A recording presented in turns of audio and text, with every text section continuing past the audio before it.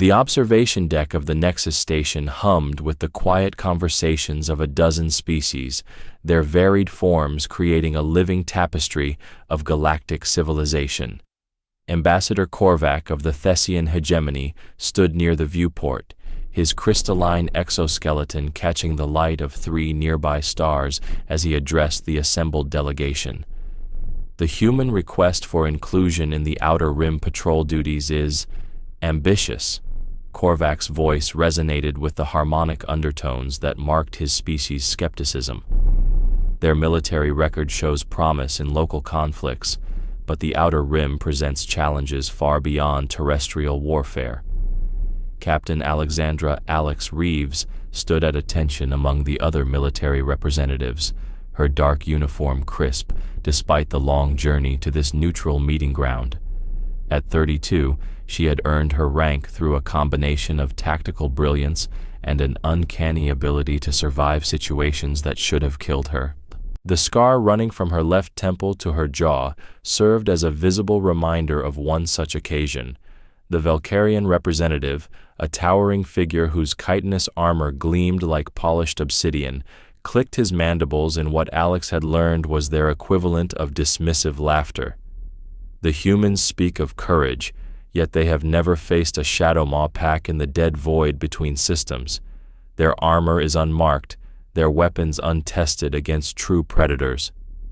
Alex felt the familiar weight of her battle armor, each dent and scratch a story she could recite from memory. The Valkyrian's comment about unmarked armor drew her attention to the pristine condition of most representatives' equipment. Here, in the civilized heart of the galaxy, warfare had become sterile, technological, fought at vast distances with drone swarms and energy weapons that left no physical trace of violence on their users. Captain Reeves, Korvac's attention fixed on her like a spotlight. Your species has provided impressive tactical simulations, but the Thessian archives contain no records of humans facing Grade 7 hostile entities. How would you respond to critics who suggest your people are unprepared for such encounters? The question carried the weight of political maneuvering. Alex understood that her answer would determine not just humanity's acceptance into the patrol program, but their standing in the galactic community. She also knew that most of the beings in this room had never seen combat beyond border skirmishes and pirate raids. Their wars were fought by automated systems and professional soldiers who rarely came face to face with their enemies. With respect, Ambassador Korvac, Alex replied, her voice steady despite the scrutiny of alien eyes upon her. Human preparedness isn't best measured by our archival records or simulation scores. A ripple of interest passed through the assembly. The Nexari representative, whose pale features and large black eyes gave her an ethereal appearance, leaned forward slightly. Then how would you measure it, Captain? Alex's hand unconsciously moved to her chest, where beneath the fabric of her uniform, her armor bore its most significant marking. Through experience, counselor, through what we've survived and what we've learned from surviving it. The Valkyrian warrior, who Alex had learned was called Huntmaster Vex, stepped closer. His species stood nearly 8 feet tall, their natural armor having evolved on a world where everything had claws, fangs, or worse. Survival against what, human? Your homeworld has no apex predators that would challenge a trained warrior. Your largest carnivores are smaller than our young. This brought a few harmonic chuckles from the Thessian delegation. Alex had studied the various species' homeworlds during her preparation for this mission. Most had evolved on garden worlds with manageable dangers, their civilizations developing in relative safety before reaching for the stars. Earth's history of ice ages, mass extinctions, and constant evolutionary pressure was considered an anomaly, almost a cruel joke played by an indifferent universe. You're correct about Earth's current ecosystem, Huntmaster, Alex acknowledged, but you're operating under incomplete information about human experience in the wider galaxy. The statement hung in the air like a challenge. Vex's compound eyes glittered with what might have been amusement or anticipation of an easy verbal victory. Enlighten us, Captain. What glorious battles have your people fought that the rest of the galaxy somehow missed? Alex looked around the room, taking in the faces of beings who had grown up in a galaxy where the most dangerous creatures were relegated to myth and carefully contained nature preserves. These were the children and grandchildren of species that had sanitized their worlds, eliminated their apex predators, and created safe spaces for civilization to flourish. They understood danger as an abstract concept, something to be avoided or managed at a distance. 3 years ago, she began, her voice taking on the measured tone of someone recounting facts rather than boasting, I was part of a deep space rescue mission. A civilian transport, the Harmony's Dream, had suffered catastrophic engine failure in the Kepler void. Standard protocol called for evacuating the passengers to escape pods and waiting for recovery vessels. The room had grown quieter.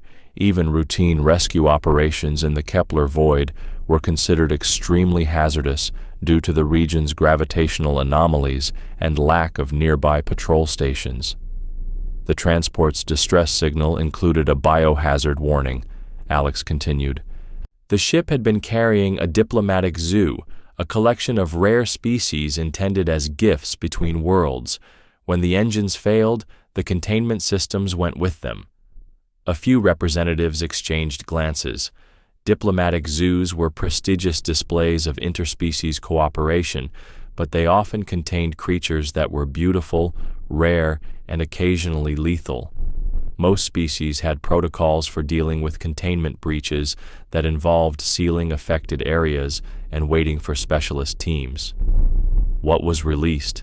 Asked the Nexari counselor, her musical voice carrying a note of professional interest. Among other things, a breeding pair of Titan's shadow maws. The reaction was immediate and profound. Several representatives stepped backward involuntarily. The Valkyrian huntmaster's mandibles clicked rapidly in what Alex now recognized as genuine alarm rather than dismissiveness. Titan's shadow maws were not merely dangerous. They were nightmare fuel given form. Native to a moon orbiting a gas giant in the Terminus sector, they had evolved in perpetual twilight, hunting in packs with intelligence that bordered on cunning. An adult shadow maw stood 6 feet at the shoulder, possessed claws that could rend starship hull plating, and exhibited a predatory patience that could last for days. They were ambush hunters whose natural chameleonic abilities made them nearly invisible until the moment they struck. The containment breach occurred 17 hours before our arrival, Alex continued, her tone remaining matter-of-fact despite the visible discomfort of her audience. The civilian crew had managed to seal themselves into the bridge, but they reported sounds throughout the ship, movement, hunting calls, and worse, periods of complete silence that suggested the creatures were learning the ship's layout. Ambassador Korvac's crystalline features shifted color slightly, a sign of deep concern in his species.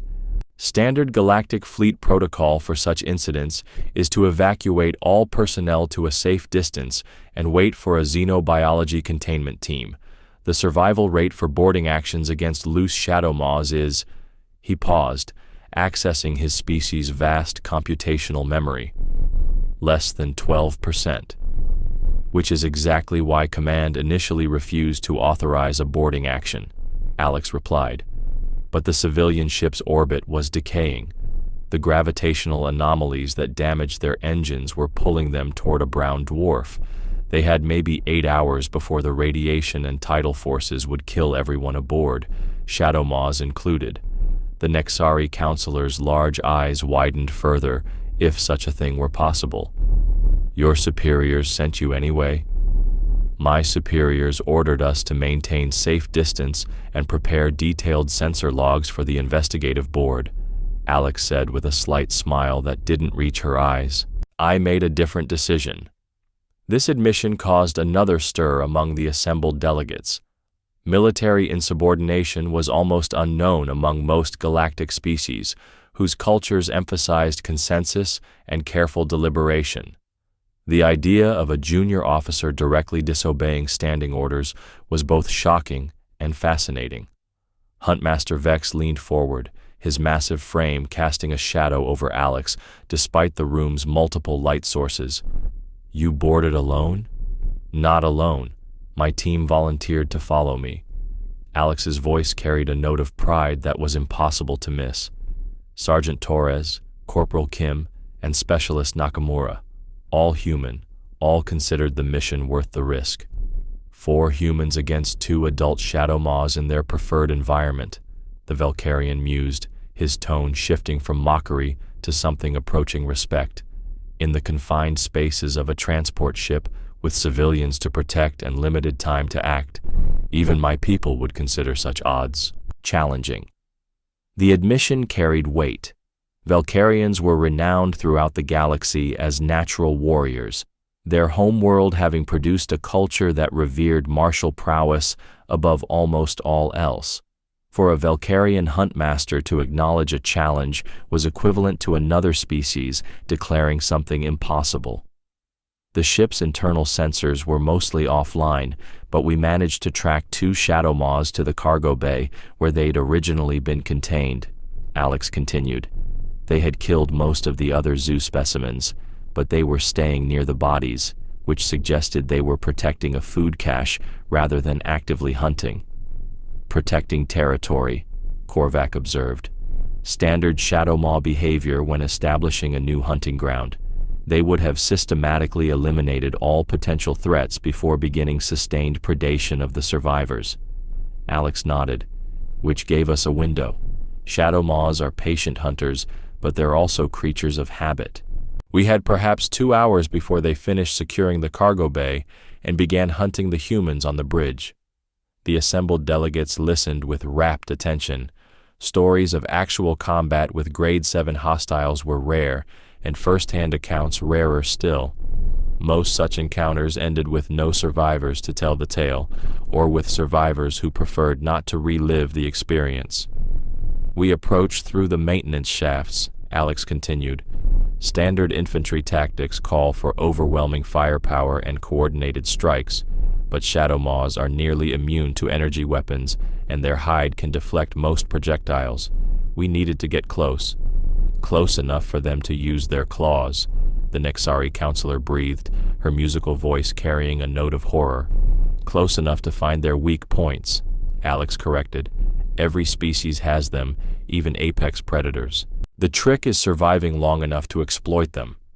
She paused, her hand unconsciously moving to her chest again, fingers tracing the outline of whatever lay beneath her uniform. The gesture didn't go unnoticed by the sharp-eyed delegates, several of whom had been trained to read human body language as part of their diplomatic preparation. "The first shadow maw detected us when we were still 50 meters away," Alex continued.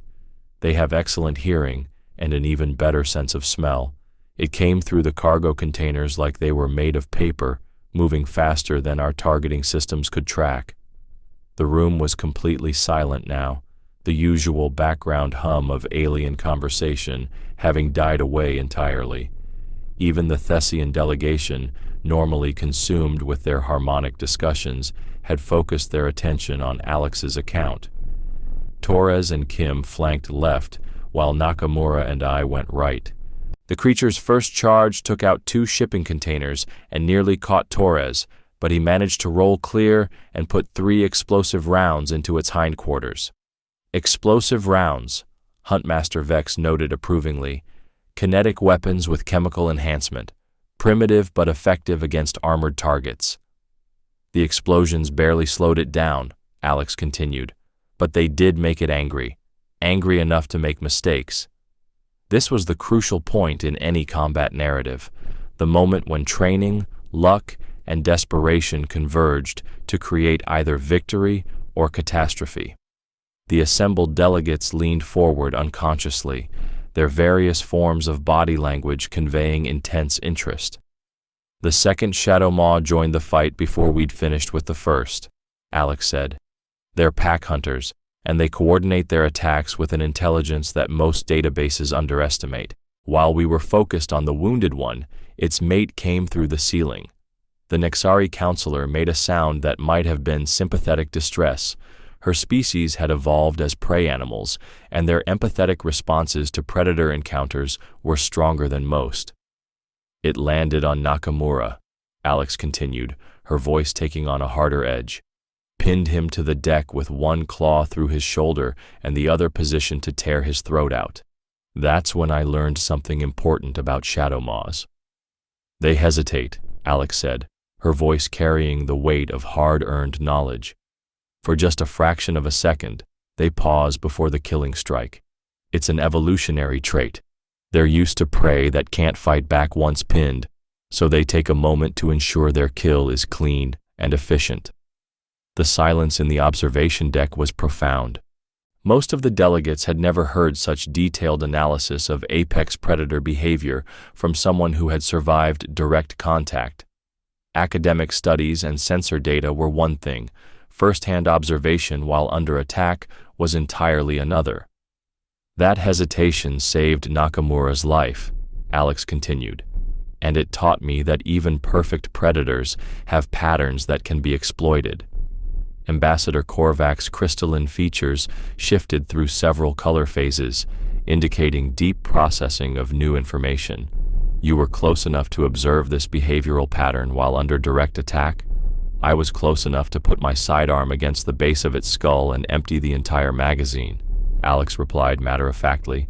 Shadowmaw bone is incredibly dense, but there's a soft spot where the spinal column meets the brain case.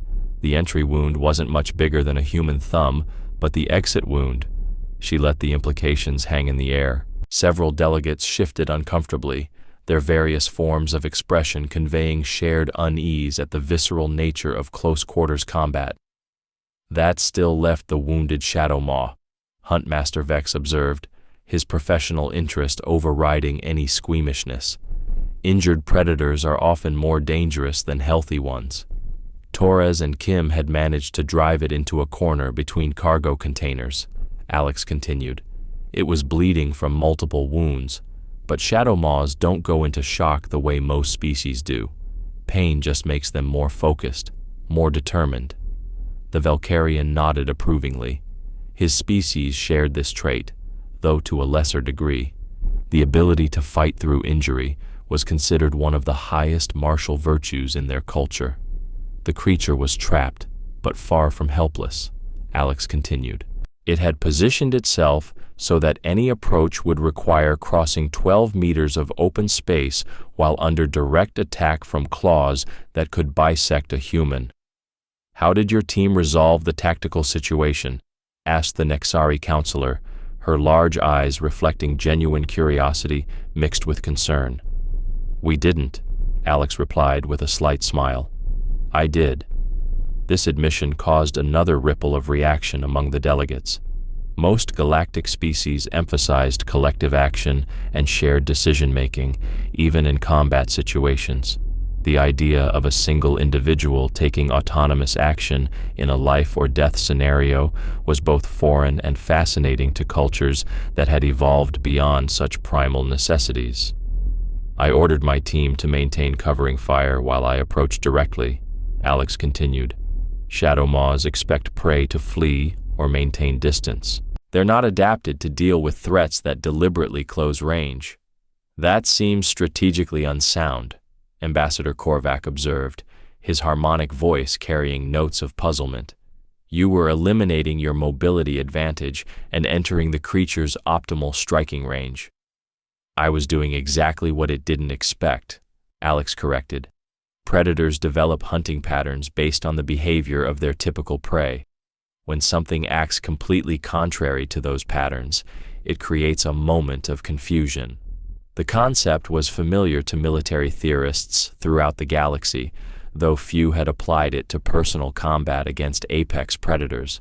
Most species preferred to maintain their technological and numerical advantages rather than engaging in the kind of close-quarters fighting that Alex was describing. The Shadowmaw's first swipe took out a section of my chest armor, Alex continued, her hand unconsciously moving to the spot again. Its claws can generate tremendous force, but they're designed for slashing rather than piercing. The impact felt like being hit by a shuttlecraft, but the armor held enough. Huntmaster Vex corrected, his compound eyes focused on Alex's unconscious gesture. But not completely. Alex met his gaze directly, recognizing a fellow warrior's understanding of combat damage. The second strike broke through. 3 claws penetrated the armor and scored my ribs, but by then I was inside its guard. The clinical description masked what must have been a moment of incredible violence and pain. Several delegates found themselves imagining the scene, a human warrior, bleeding from chest wounds, grappling with a creature that evolution had designed to kill efficiently. Inside the guard of a shadow maw, the Nexari counselor repeated softly, where its claws cannot achieve full extension, but where its bite becomes the primary threat, Alex agreed. Shadow maw jaws can exert enough pressure to crush starship hull plating, but they're designed for killing prey that's already been disabled by claw strikes. They expect their victims to be motionless. The tactical analysis was fascinating from an academic standpoint, but the delegates were beginning to understand that Alex had survived an encounter that should have been impossible.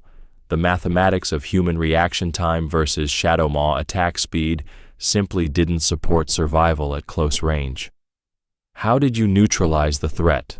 Ambassador Korvac asked, his question carrying the weight of genuine professional curiosity. "Shaped charge," Alex replied simply. "Military issue, designed for breaching ship hulls. I armed it, pressed it against the creature's chest, and triggered the proximity detonator." The silence that followed this statement was different from the previous quiet attention. This was the silence of beings trying to process tactical information that challenged their understanding of both human psychology and combat effectiveness. "You detonated an anti-hull breaching charge while in physical contact with the target?" Huntmaster Vex asked slowly, his mandibles clicking in what Alex was learning to recognize as deep thought rather than amusement. "At a range of approximately 18 inches, Alex confirmed. The blast channeled upward through the creature's ribcage and into its primary heart chamber. Death was instantaneous. "And the effect on you?" the Nexari counselor asked, her empathetic nature clearly troubled by the implications. Alex's smile carried no humor. "I spent the next 6 weeks in a medical facility learning to breathe without artificial assistance. The concussion from the blast cracked 4 ribs, collapsed my left lung, and caused enough internal bleeding that the medical staff wasn't certain I'd survive the first night." The medical details seemed to disturb the assembled delegates more than the combat narrative itself. Most galactic species had developed advanced medical technologies that made such traumatic injuries easily treatable, but the psychological impact of willingly accepting such damage in the course of duty was alien to their experience. "Yet you survived," Ambassador Korvac observed, his crystalline features cycling through colors that indicated complex emotional processing. "And the civilian crew?" "All 17 rescued successfully," Alex replied. "The transport was stabilized long enough for emergency crews to arrive and evacuate everyone to safety. Total mission time from boarding to extraction, 4 hours, 37 minutes. 4.5 hours, Huntmaster Vex repeated slowly. "To neutralize 2 adult shadow maws, secure 17 civilian survivors, and stabilize a failing spacecraft in a hazardous gravitational environment." The Valkyrian's tone had shifted completely from its earlier dismissive mockery. The numbers represented a level of combat efficiency that even his warrior culture would find impressive. More importantly, they represented a willingness to accept personal risk that transcended normal military duty. "Your report must have made interesting reading for your superiors," the Nexari counselor observed, "given that you had directly disobeyed their orders to maintain safe distance." Alex's expression became carefully neutral. The after-action review was thorough. Military discipline requires that orders be followed, even when individual initiative might produce better outcomes. "But," Ambassador Korvac prompted, his harmonic voice carrying notes of curiosity about human military culture, But the civilian survivors included the daughter of a Centauri Coalition senator, Alex replied with a slight smile. Political considerations occasionally outweigh military ones. Instead of a court-martial, I received a commendation for exceptional valor and a promotion to captain. This revelation added another layer of complexity to the story. Political motivations were something the galactic delegates understood far better than personal heroics. The idea that Alex had unknowingly rescued someone of political significance while violating orders created a narrative that fit more comfortably within their cultural frameworks. The commendation would have included detailed documentation of your actions, Ambassador Korvac noted, medical records, equipment damage assessments, witness testimonies, all sealed under military classification protocols, Alex confirmed, which is why your archives contain no records of human combat effectiveness against Grade 7 hostiles. Not because we lack experience, but because most of our experience isn't available for general review. The implication hung in the air, like a challenge to everything the delegates had assumed about human military capabilities. If Alex's story was representative rather than exceptional, it suggested that humanity possessed combat experience and tactical doctrines that the wider galaxy had never evaluated. How many similar incidents? Huntmaster Vex asked bluntly. His species valued directness in military matters, and the political subtleties were less important to him than the tactical implications.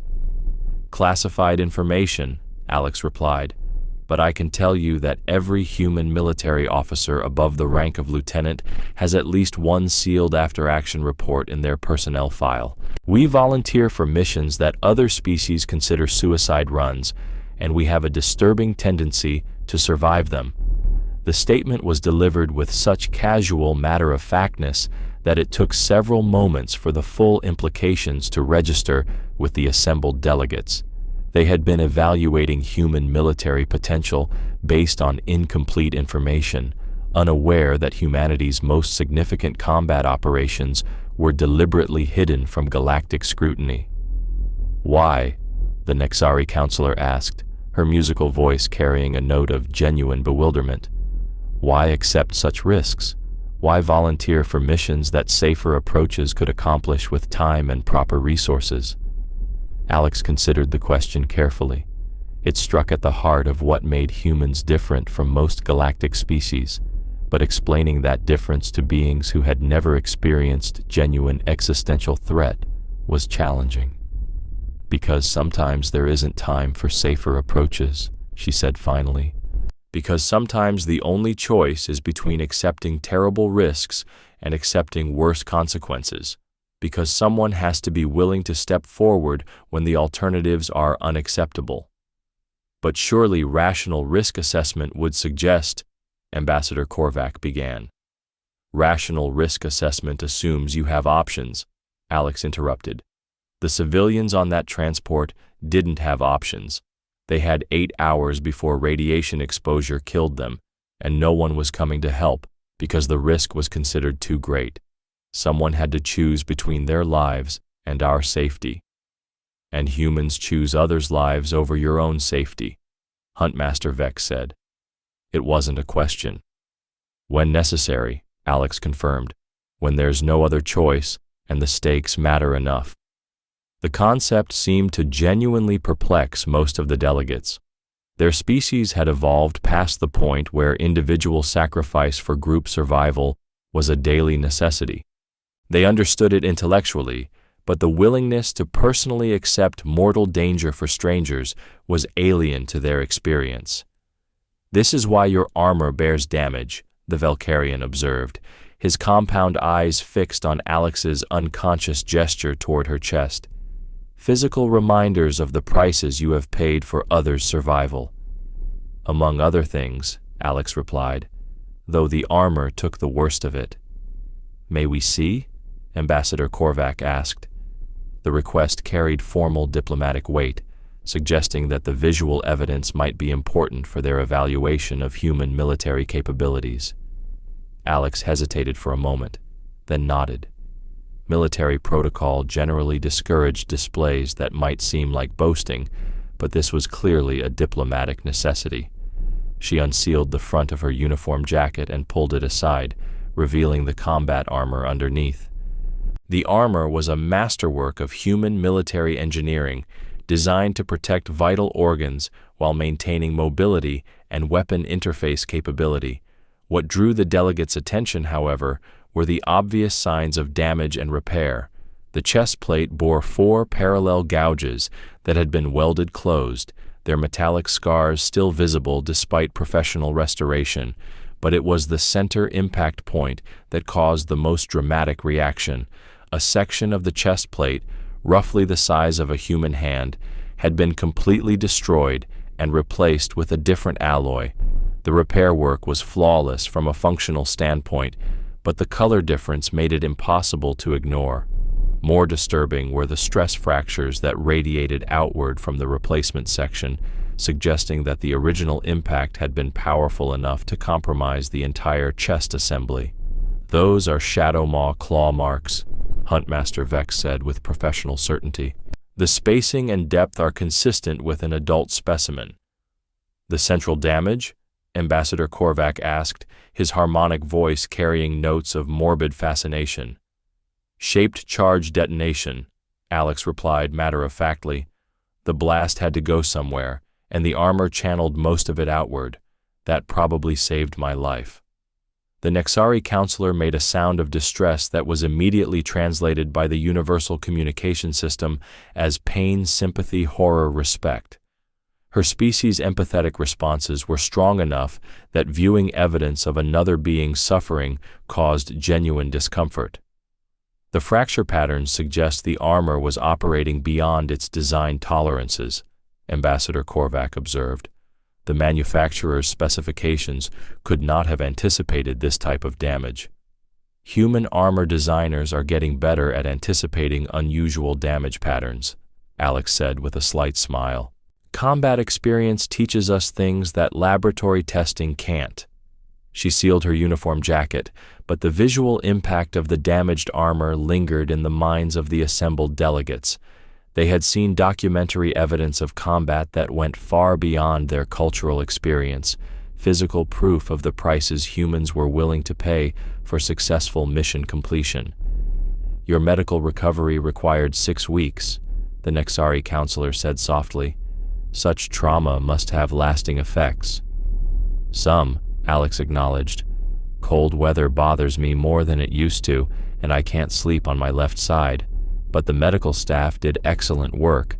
Full combat readiness was restored within 3 months." The casual acceptance of permanent physical limitations as a reasonable trade-off for mission success was another concept that challenged the delegates' understanding of human psychology. Most galactic species went to extraordinary lengths to avoid any form of permanent damage, viewing such risks as fundamentally irrational. "And you volunteered for this assignment," Huntmaster Vex noted. "Despite your experience with Grade 7 hostiles, you sought additional hazardous duty." "Because of my experience," Alex corrected. "The Outer Rim patrol duties require personnel who understand how to deal with genuine threats. Academic knowledge isn't sufficient when lives are at stake." "Lives other than your own," Ambassador Korvac observed. "All lives," Alex replied. "But yes, I'm willing to risk mine to protect others. That's what soldiers do." The statement was delivered with such simple conviction that it seemed to settle something in the minds of the assembled delegates. They had been trying to understand human military culture through the lens of their own risk-averse societies, but Alex's explanation provided a framework that made sense within their diplomatic worldview. "The Outer Rim contains numerous uncharted systems with unknown biological hazards," the Nexari counselor said thoughtfully. "Standard protocols call for automated survey drones and careful long-range analysis before any direct contact." "Standard protocols assume you have unlimited time and resources," Alex replied. "But sometimes survey drones get destroyed by things they weren't designed to recognize as threats. Sometimes long-range analysis isn't sufficient to protect colonists who are already in danger." And sometimes, Huntmaster Vex added with growing understanding, someone needs to go into harm's way to gather the information necessary to protect others. Exactly, Alex confirmed. Humans excel at gathering information under hostile conditions. We're good at surviving first contact with unknown threats long enough to develop effective countermeasures. The tactical implications were becoming clearer to the military-minded delegates. Most galactic species approached unknown threats with extreme caution, preferring to wait for comprehensive data before committing personnel. Humans apparently used a different approach, accepting higher initial risks in exchange for faster intelligence gathering and response times. Your species has developed doctrine and training for high-risk reconnaissance, Ambassador Korvac said. It wasn't quite a question, but it carried the weight of formal inquiry. We've learned that someone has to be first, Alex replied. First to make contact, first to identify threats, first to test countermeasures. We've gotten good at being first and living to report what we learned.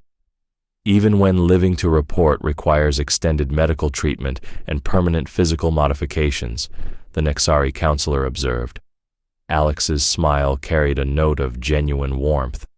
Counselor, with respect, scars are just proof that you survived something worth surviving. They're not disabilities, they're evidence of capability. The philosophical difference was profound and enlightening. Where most galactic species viewed physical damage as failure to be avoided, humans apparently viewed it as acceptable cost for mission success. The contrast suggested fundamentally different approaches to risk management and personal safety. The Outer Rim patrol duties include provision for first contact situations with unknown species, Huntmaster Vex noted. Such encounters carry diplomatic as well as military risks. Which is why this assignment interests me, Alex replied. Humans have experience with both aspects. We're good at surviving dangerous first meetings, and we're also good at building relationships with species that initially view us as threats. Building relationships with hostile species, Ambassador Korvac repeated, his harmonic voice carrying notes of skepticism. Your diplomatic record shows several instances of successful negotiation, but also numerous conflicts. Conflict and negotiation aren't mutually exclusive, Alex replied. Sometimes you have to prove you can't be easily killed before anyone will take your diplomatic proposals seriously. The observation drew sharp attention from several delegates. Most galactic diplomacy was conducted from positions of mutual safety, with elaborate protocols designed to prevent any possibility of violence.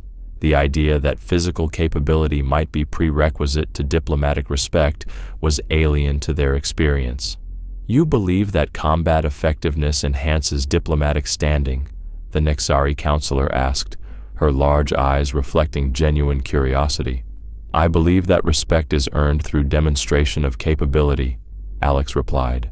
Species that have never faced genuine adversity sometimes struggle to take seriously those they perceive as weak or inexperienced. Huntmaster Vex clicked his mandibles in what Alex was learning to recognize as agreement. My people understand this principle. Strength must be proven before wisdom can be respected. But surely rational beings can recognize competence without requiring violent demonstration, Ambassador Korvac protested. His crystalline features were cycling through color phases that indicated philosophical discomfort. Rational beings, yes, Alex agreed, but not all beings are rational, and not all situations permit careful evaluation of competence. Sometimes you meet someone who's trying to kill you, and the only way to establish communication is to survive their initial attack.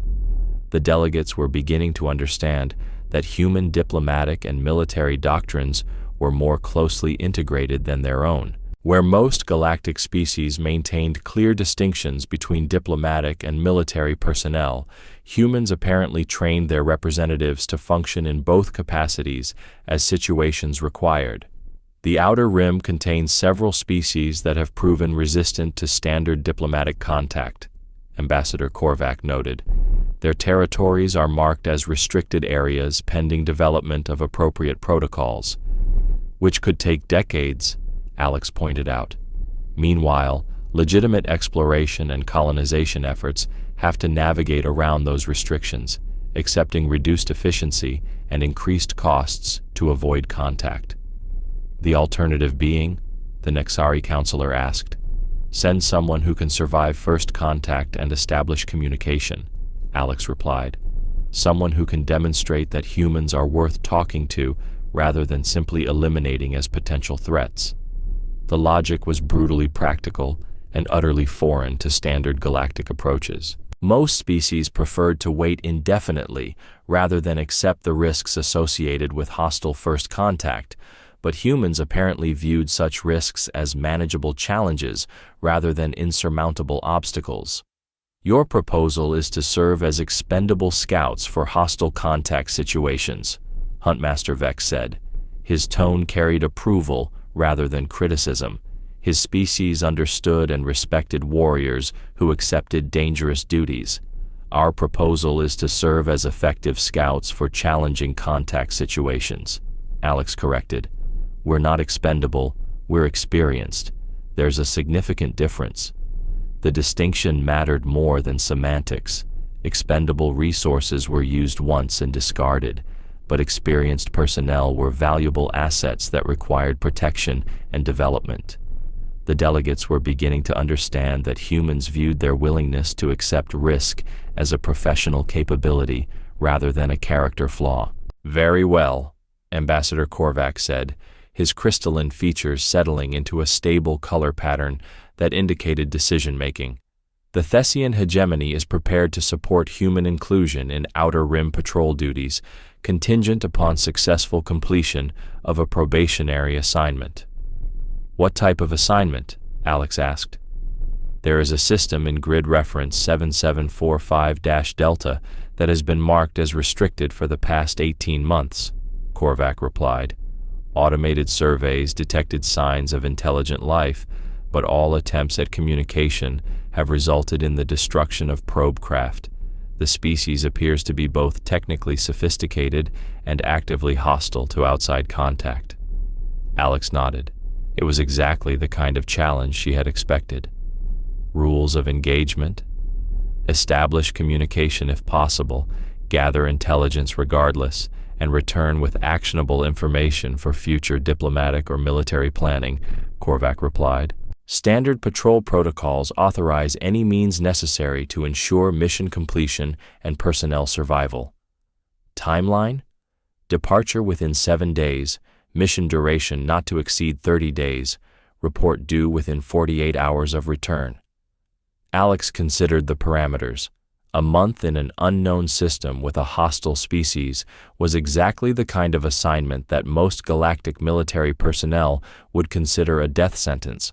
For humans, it was Tuesday. I'll need a team, she said. Authorized. 4 personnel maximum, human crew preferred given the specialized nature of the mission. Equipment restrictions? None. This is a combat patrol assignment with diplomatic objectives. Use whatever tools you judge necessary. The lack of restrictions was both encouraging and ominous. When command authorized unlimited equipment selection, they were usually expecting the mission to require everything available and more. Acceptable, Alex said formally. The human delegation accepts the probationary assignment as described. The various delegates exchanged glances and harmonic communications in their native languages. What they had learned about human military capabilities during this briefing was both fascinating and troubling. The idea that an entire species had developed combat doctrine around accepting personal risk for mission success challenged many of their assumptions about rational behavior. One final question, Captain, the Nexari counselor said softly. When beings ask about your armor, about the damage it bears, what do you tell them? Alex smiled, her hand unconsciously moving to her chest one last time. I tell them it's proof that sometimes the monster doesn't win. The observation deck fell silent as the delegates contemplated the implications of that statement. They had spent the morning evaluating human military potential based on incomplete information, unaware that they were dealing with a species that had turned survival into an art form. Outside the viewport, the stars of the outer rim beckoned with their promise of unknown dangers and undiscovered opportunities. For most galactic species, those stars represented risks to be avoided or carefully managed. For humans like Captain Alexandra Reeves, those stars represented challenges to be met head-on, problems to be solved through courage and determination rather than caution and delay. As the formal session concluded and delegates began filing out in their various forms of locomotion, Huntmaster Vex approached Alex directly. His towering form cast a shadow across the observation deck, but his manner suggested respect rather than intimidation. "Captain," he said, his mandibles clicking in what Alex had learned was the Valkyrian equivalent of a formal salute. "I misjudged your species' capabilities. That will not happen again." "No offense taken, Huntmaster," Alex replied, returning the gesture with a crisp military salute. "Most species do at first. We're used to exceeding expectations." "Your probationary mission," Vex continued, lowering his voice so that their conversation remained private. "The system Korvac mentioned has already claimed 3 automated survey teams and 1 manned reconnaissance vessel. The crew of that vessel was never recovered." Alex absorbed this information without visible reaction. Mission briefings often contained incomplete intelligence, but it was useful to know that the stakes were higher than officially stated. "Any idea what we're dealing with?" The automated surveys detected massive artificial structures in the system's asteroid belt, Vex replied. Spaceborne constructions that showed clear signs of active modification and expansion. Whatever lives there is building something large enough to be visible from the outer system. "Shipyards?" Alex speculated. "Possibly, or weapons platforms, or something else entirely." Vex's compound eyes glittered with professional interest. The reconnaissance vessel was destroyed while attempting to approach for detailed scans. Energy signatures suggested weapons technology significantly more advanced than standard galactic norms. The intelligence painted a picture of a species that was not only hostile to outside contact, but possessed the technological capability to enforce that hostility effectively. Most galactic civilizations would wait decades for such a species to initiate contact on their own terms. Humans would apparently walk into their territory and introduce themselves directly. "Thank you for the additional intelligence," Alex said formally. "It will be included in our mission planning." "Captain," Vex added, his tone shifting to something more personal. "When you return, not if, when, I would be honored to hear the full account of your encounter. My people value tales of worthy adversaries." Alex smiled at the implicit confidence in her survival. "When I return, Huntmaster, I'll be happy to share what we learn." As Vex departed, Alex remained at the viewport, studying the star patterns of the outer rim. Somewhere among those distant points of light was a system containing an unknown species with advanced technology and a demonstrated willingness to use it against intruders. In 36 hours, she would be leading a team into that system with orders to establish communication or gather intelligence, whichever proved possible. Most rational beings would consider such a mission tantamount to suicide, but Alex had learned long ago that the definition of rational depended heavily on your perspective and priorities. From a human standpoint, accepting calculated risks to protect others and advance collective knowledge was not only rational, it was necessary. Her hand moved unconsciously to her chest one final time, fingers tracing the outline of scars beneath her uniform. The Shadow Maw's claws had stopped at her armor, but they had left marks that would last forever. Soon, she might acquire new scars from new challenges, each one a reminder of prices paid and objectives achieved. The stars of the outer rim waited with their promise of unknown dangers and unprecedented opportunities. For Captain Alexandra Reeves and the human forces she represented, those stars were not obstacles to be avoided. They were destinations to be reached, regardless of the cost.